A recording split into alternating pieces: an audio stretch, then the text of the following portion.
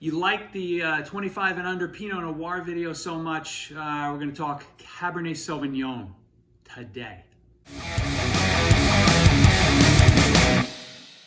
Welcome back to Drinking It In. I am your host, Chris Casara. We are here to help you know more and drink better. And today we're going to talk about my favorite Cabernet Sauvignon wines, $25 and under. I'm also going to talk about my least favorite Cabernet Sauvignon wines. I think there are a select few in here, but I think the price point of $25 and under. I often get a lot of questions on good wines. What people should buy. At that price level and under. So here's the more I thought about this, is a pretty complete list of some of my favorites in terms of from Cabernet Sauvignons that I've had over the years. Hopefully the producers are reliable from vintage to vintage. In the most case, my experience they have been, but use this as an import, another data point when you are out selecting wines. I'm not necessarily going in specific order, but we're going to start at the top. Dow Cabernet Sauvignon, Dow from the Paso Robles region, very reliable. Generally a crowd pleaser, not overly oaked, and easy to drink. Another good California Cabernet is Oberon. This is a little bigger than Dow per se, maybe a little more oak influence, but by no means overdone and very drinkable. I've had the Cabernet Sauvignon Educated Guess a number of times.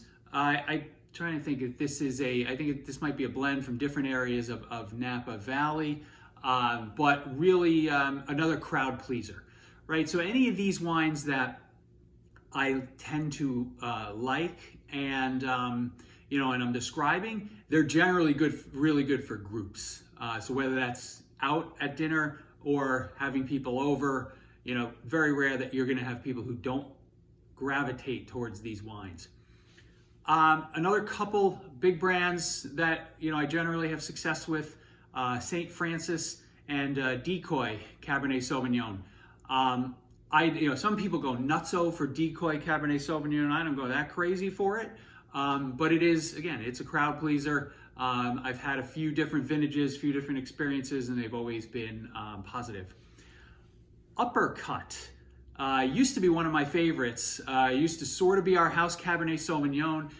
As we've gravitated more into drinking lots more Italian wines, Uppercut hasn't found its way into our house as much. But now that I'm thinking about it and talking about it, I need to go get some bottles. A couple from overseas, or actually a couple from Argentina.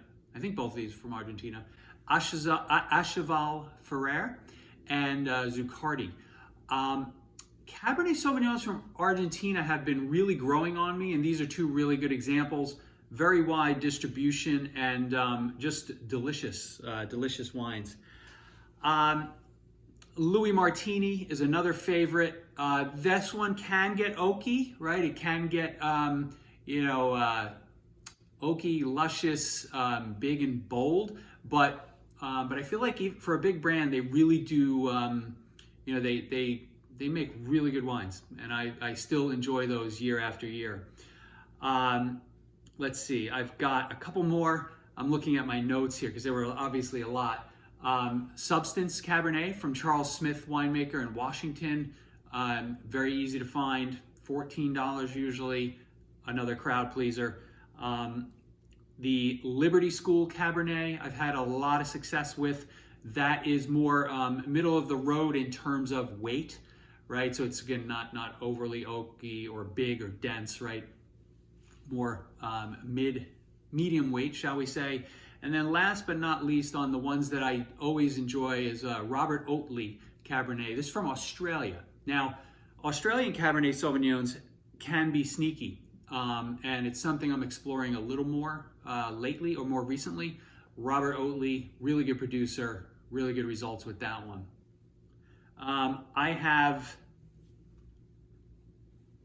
3 Cabernet Sauvignon wines that you should never drink, and I will never drink again. Freak Show Cabernet Sauvignon. Just way too overdone, kind of tasted a little fake, and I don't want any part of it. 19 Crimes.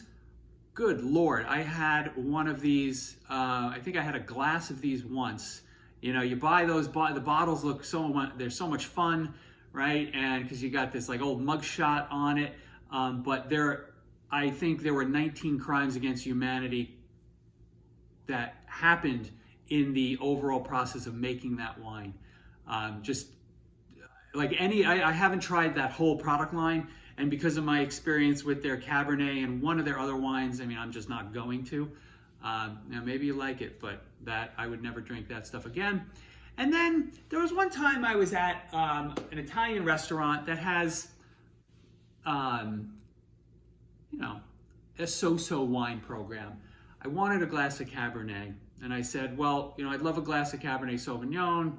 Do you have, what do you have by the glass? And like, well, we only have one by the glass. It's from Josh Sellers. And I was like, all right, you know what? I'll take it. That's fine. I'm in the mood for Cabernet. And, as the waitress was walking away, I was like, that might have been a mistake, because I had some Josh Sellers before, not Cabernet, but Pinot Noir and their Prosecco, both of which were abominations. And I was like, all right, well, maybe, you never know. Maybe their Cabernet Sauvignon will be okay. I took a couple of sips, and my mistake was confirmed. So I would not drink Josh Cabernet Sauvignon either. Up next is going to be Chardonnay. Maybe not next video, but I have a Chardonnay video of this same style. It's going to be coming up. If you like this video and you want to see another one, I did a Pinot Noir one. I'm going to post. I'll put a link right here so you can continue to see my face and listen to this analysis. I hope everyone's doing well. I thank you for watching, and I'll talk to you soon. Cheers, folks.